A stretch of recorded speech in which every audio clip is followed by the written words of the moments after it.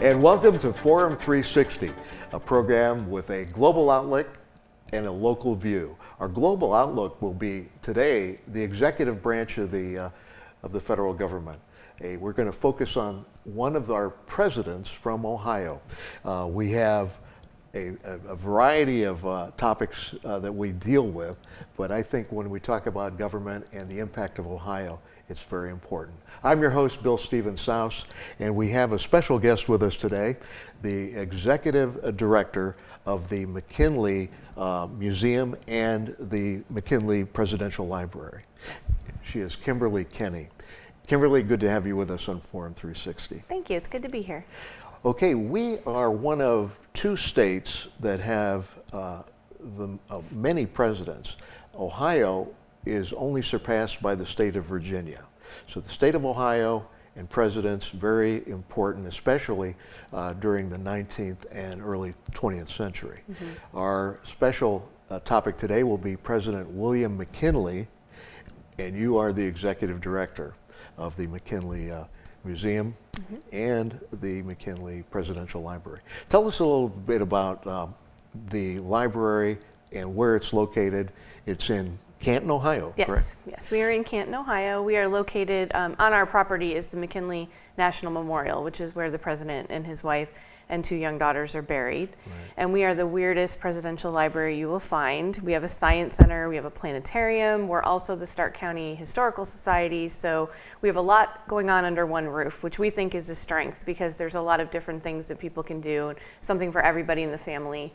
So it's a popular place to go, but it's a little bit different from the other presidential libraries people will visit. One of the unique items that we see down at the McKinley Monument is the large structure. Mm-hmm. That was the architecture involved in that. How long ago was that brought into fruition? McKinley was assassinated in 1901, and his friends immediately got together to figure out what a suitable memorial would be. I often feel that it doesn't suit him. He was much more humble than this enormous, beautiful monument that we have today. Right. But if you are assassinated, the whole country is outpouring with sorrow and grief, and so you need to have something that's sort of fitting of that occasion. So they raised money from 1901 to 1905, and then the monument was built from 1905 to 1907. So it opened in September of 1907. Now, being one of the Northeast Ohio presidents, McKinley and President James Garfield, mm-hmm. He was born in Niles, Ohio, correct? Yes. In Trumbull County. Mm-hmm. And as he grew up as a teenager, he entered the Civil War, correct? Mm-hmm. Yes, he enlisted at age 18. 18, mm-hmm. and in the Union Army. Mm-hmm. And as a matter of fact, I think one of the commanding officers of his unit from Ohio was President Hayes, yes. I believe. Yeah, they were very good friends. Mm-hmm. So, but he ended up as the 25th President of the United States. Prior to that, he was in Congress and he was a governor of Ohio, yes. correct? Mm-hmm. And so that started his political career, but then he studied law, mm-hmm. correct, in Ohio and in New York. Mm-hmm. Yes. You happen to be from New York, correct? I am, yes. And so it was in Albany, correct? Yes, it was the Albany School of Law. The William McKinley, our 25th president, became very prominent in the late, would say, 19th century. He was elected in 1896 yes. as president. Mm-hmm. And tell us a little bit about his first term. What do you find interesting about that first term? Well, his first term is when the Spanish-American War happened in 1898, and that we emerged as a global superpower for the first time. So we normally kind of kept to ourselves, and we weren't involved in any kind of international conflicts, and we weren't, we were looking inward. And then after the Spanish-American War, we started looking outward. So we started, we describe it as the beginning of the sort of foreign policy that you would see throughout the 20th century of us getting involved in wars around the globe as part of, democracy and a representative of that. So the Spanish-American War really started all of that. And a lot of people don't really think about that. That's not a major war that we talk about. And, that was really something McKinley was very worried about. As a Civil War veteran, he didn't take it very lightly. He had been at war. He knew what it meant. He didn't want to put people in harm's way until it was absolutely necessary. So there were a lot of people kind of clamoring for war, but he took his time and then eventually decided that it was the right thing to do. He represented, obviously, this area in Congress also. So he not only served as in the executive, both governor of Ohio and president of the United States, but he understood what it was like to be elected and to his campaigning style. Tell us about what they called the front porch campaign. Yes, the front porch campaign allowed him to bring everybody to him. One of the reasons he did that was his wife Ida was not well. She wasn't an invalid, but she was in and out of ill health. And so in order to not travel and be far away from her, the front porch campaign brought everybody to him. So it's hard to understand that, when we think about the presidential election cycle today and everybody going all over the country and speaking, he actually had people coming to him, and when they would come in on the railroad, there'd usually be a marching band and it would process up Market Avenue to his house. And he would know who those people were. So he could tailor those speeches if you were a coal miner from Pennsylvania, if you were a farmer from further in the Midwest. The issues he would talk about would be things that were relevant to you. So it was very like a well-oiled machine. It wasn't just him sitting home, in a rocking chair on the porch. He would give speeches.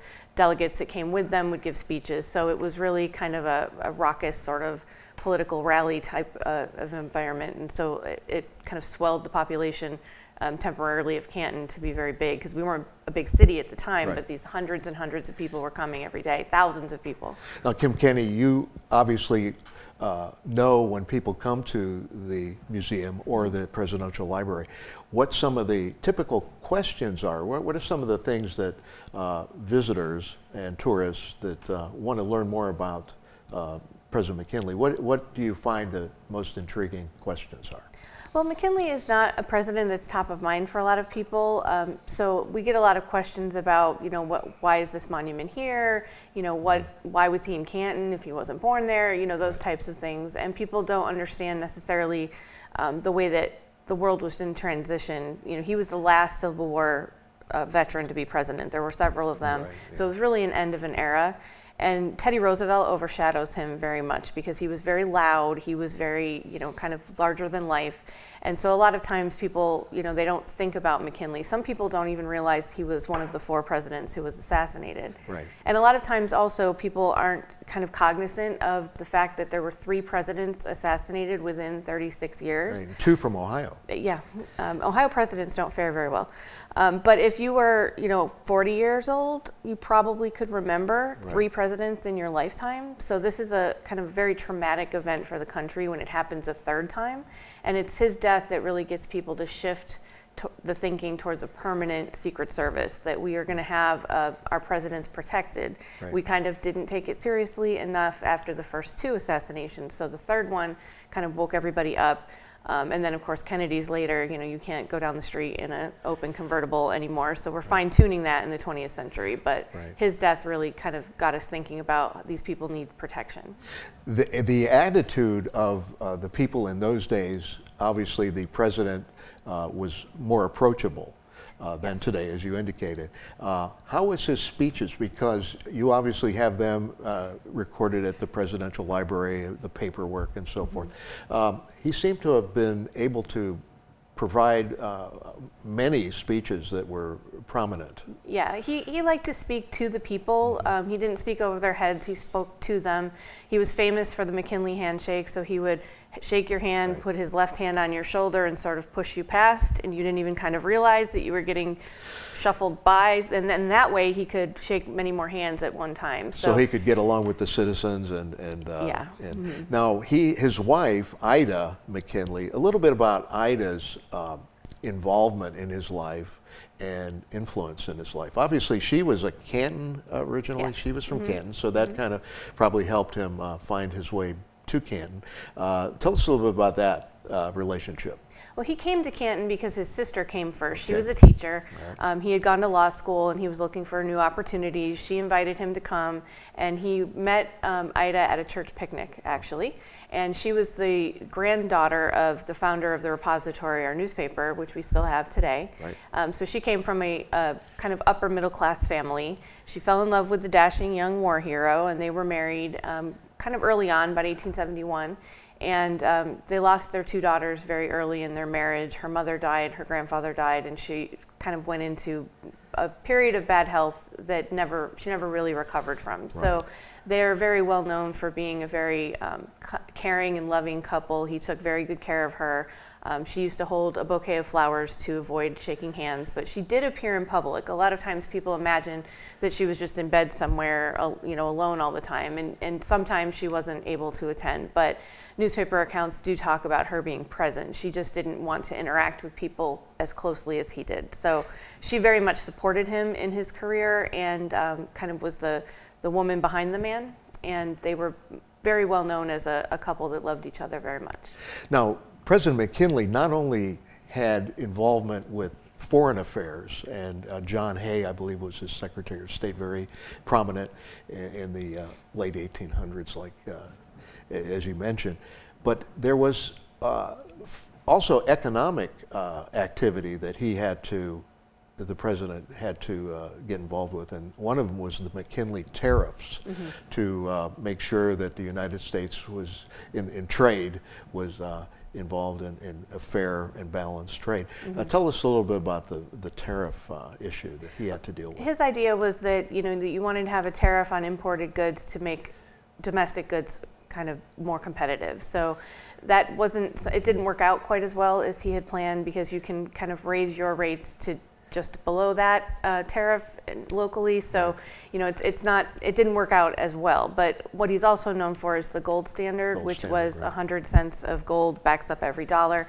He called it sound money. So a lot of the campaign materials that you see talk about protection, prosperity, and sound money. That was his sort of a campaign slogan for the first election. And then the second one was 4 more years of the full dinner pail. So it's like, this worked out pretty well for us for 4 years. Let's have 4 more years of that. And that got him elected. Excellent. Again. Our guest today is Kimberly Kenney. Kim Kenney is the Executive Director of the McKinley Presidential Library and the McKinley Museum. And we are talking on Forum 360 about the influence of Ohio's presidents. Mm-hmm. And we have 2 from Northeast Ohio. President Garfield and President William McKinley, the 25th president. And Kim mentioned that of the 4 assassinated presidents, we had Lincoln from Illinois, Garfield and President McKinley from Ohio, mm-hmm. and President Kennedy from Massachusetts.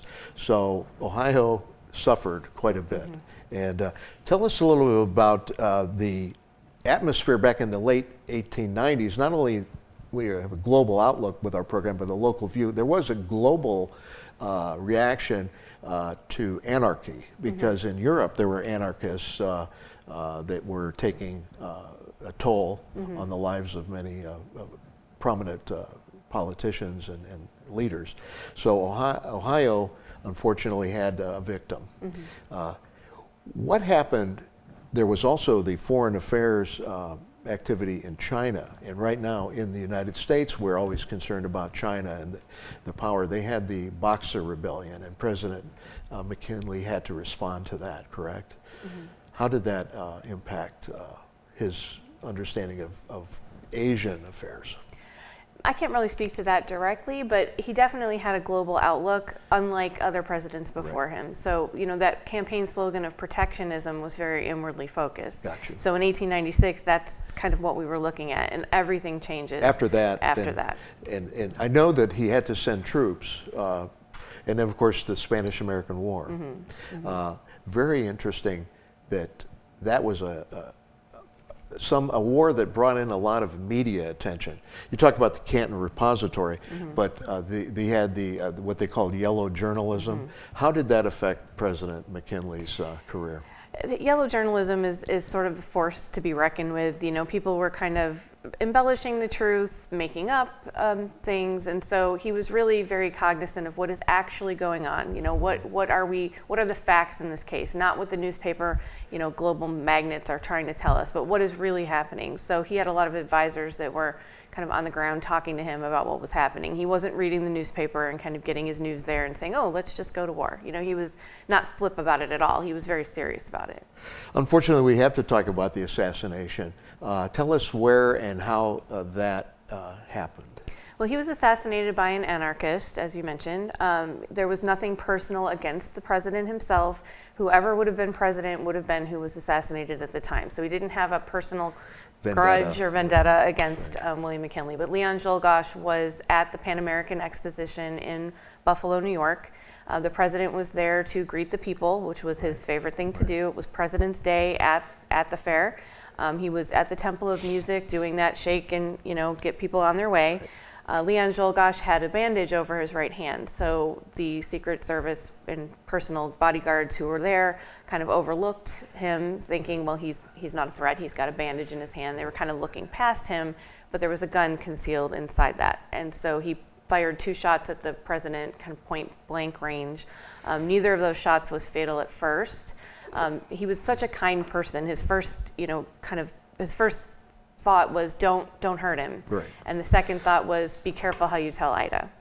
So it took him several days to die. They did emergency surgery right away. They got 1 bullet out, but the other one they couldn't find. Interestingly enough, the X-ray machine was being demonstrated for the first time. They asked, you know, would you like us to use that on the president? And his doctors decided it was too risky. They didn't know what the side effects might be. Wow. So they couldn't find that second bullet, and it was that bullet that eventually had gangrene, became infected, and that's what eventually killed him. And of course, Theodore Roosevelt, you mentioned, was his vice president and had to assume the presidency. What was the President Roosevelt's reaction, and how did he assist, as a matter of fact, the museum creation and the monument creation? Well, Roosevelt, you know, that whole period, about 8 days, I believe it was very up and down. So at first he started to come. He was on vacation in the mountains in New York State, and he started to come, and then they said, no, the president's going to be fine. So he went back, and then he took a turn for the worse. So Roosevelt ended up coming to Buffalo, where he was sworn in, and then he was part of, kind of tangentially because he was president now, but he was part of that whole transition. And then he was the one that actually was the master of ceremonies at the dedication of the monument in 1907. So he came to Canton for that. There was a big parade. So he was involved in that, but he had a lot of ideas that were progressive and a lot of different ideas than McKinley had. So he took the whole country in a new direction. Now, you've written some books, and as an author, writing local history, one of the books you wrote about was West Lawn Cemetery. Tell us how West Lawn Cemetery, after the death of the president, became a prominent area. Well, West Lawn Cemetery is actually adjacent to our property, so it's right next door. The McKinley family has a plot there, so that's where the 2 young daughters were originally buried. His parents are buried there. A brother and a sister are buried there. But he was put in the temporary receiving vault. So that was built before he was assassinated, because it was difficult to do burials in the winter. So that would be where you would kind of leave the caskets until the spring burial. So he was buried there. That became, or kind of interred there, that became the temporary burial site. So there were National Guard placed outside of that 24 hours a day. You know, Lincoln had some tomfoolery with his body happening. They didn't want anything to happen to McKinley in that same way. Ida used to come visit every day that she could, and she would have seen the monument being built. So his body stayed there from 1901 to 1907. Ida died before the monument was finished in 1907. So the both of them were there. There was a big dedication ceremony, but the bodies were still in the temporary vault. Nobody knew that. And then about 10 days later, in October of 1907, they quietly moved the bodies privately from the receiving vault. They disinterred the 2 daughters, and they're buried in the back wall. So when you walk into the monument, there's a raised sarcophagus that was intentional, so that you'd have to look up to the assassinated president and his wife. And then in the back wall, it's a little bit dark, but there's a inscriptions on both of the grave sites where they are in between the two walls. So it's a double wall, double dome construction. So you can't tell from the outside or the inside that there are these caskets in the wall, but that's where they are. Now, if someone that wants to visit your presidential library and your museum, tell us some of the features that you touched on earlier in the program that you think are very unique. Well, we kind of have everything under one roof that makes sense when we explain it. We do local history as a kind of an idea that this is a community that created a president. So, you know, he came here as a young lawyer, he left as a president. So, you know, this was the area in which all of that nurturing of what would become President McKinley happened. He was assassinated at essentially a science fair. So to have a science center makes sense because he was very interested in science and technology and education. So we have all of that under one roof. We have a McKinley Gallery that has the largest collection of McKinley-related artifacts in the world. It's not as big as what you'll see at presidential libraries today. The presidential library system, the federal system, was started during Franklin Roosevelt's time. So it's Herbert Hoover forward, and everybody before that is either a private nonprofit like we are, You're right. Okay. or something, sometimes like Lincoln is run by the state, Hayes is kind of private and state. So, you know, anybody before Hoover, you know, we're just a museum trying to, it's hard because you're a presidential library with a national memorial and people think you have all this federal money, but we don't have any money from any budget of any part of government unless we apply for a grant like any other museum would. So we rely on admissions and membership and our endowment and those types of things to stay open. So Stark County Historical Society really it focuses, and much of it is there at the McKinley Museum. Yes.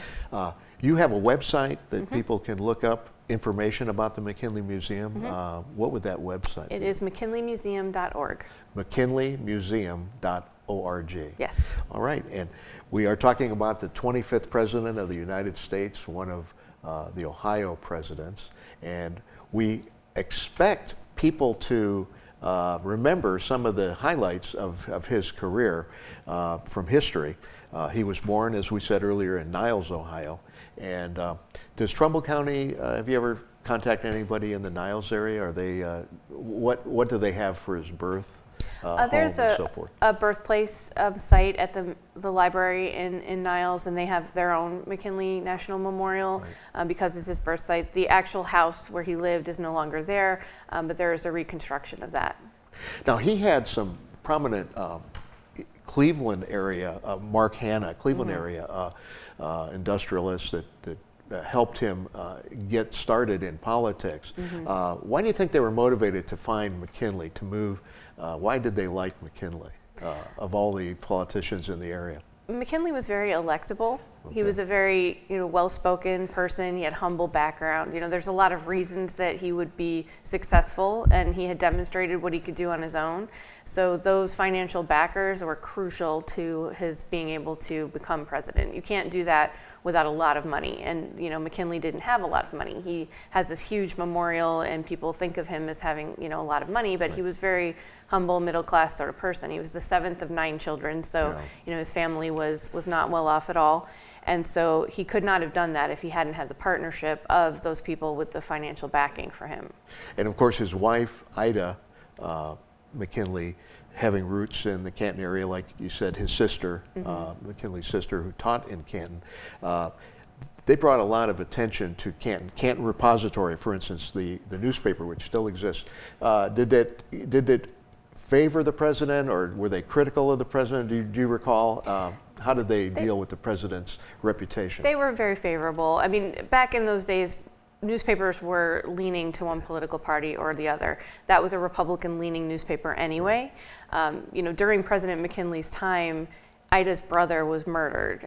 He was a womanizer, and he was murdered, and so the sitting president's brother-in-law is murdered. And so when you read about it, the Stark County Democrat covers it a lot differently than the repository did. They're very friendly to the family, of course, but you know, McKinley was kind of that. We always talk about, you know, what are the skeletons in his closet? We're not hiding anything. There aren't any. You know, he was a genuinely good person. He was a good husband. He was a good president. We're not sugarcoating or whitewashing anything. You know, he was there are people certainly that didn't agree with him politically, but he had friends on both sides of the aisle. Everybody liked him. He was a good person. One of the, obviously the most important parts of his presidency was taking care of the Spanish-American War.